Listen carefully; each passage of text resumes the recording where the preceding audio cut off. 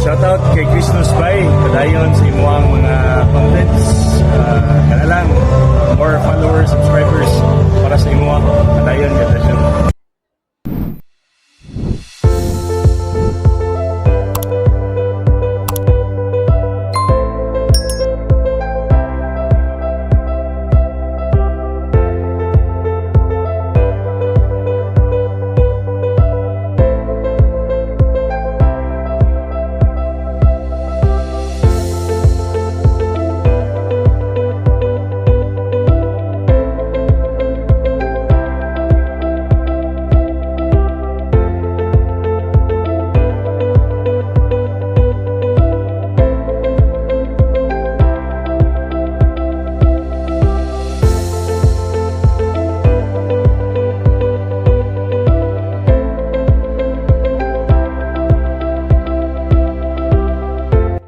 Hello everyone, so I am Carlo M. Palmihar. I am the area manager of Waffle Time Cebu area.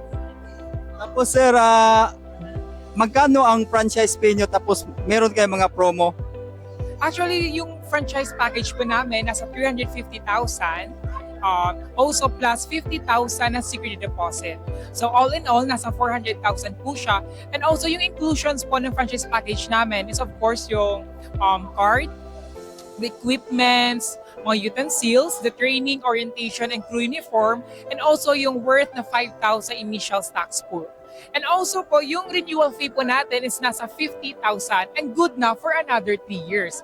And also yung space minimum requirement po natin is nasa 4 square meters po. And also, you will the one, no, sa ating mga franchises na magbabalak, no, so you will the one to provide your own location. However, the company itself, kami po yung mag-ocular visit, mag-OR inspection if that location is visible po ba.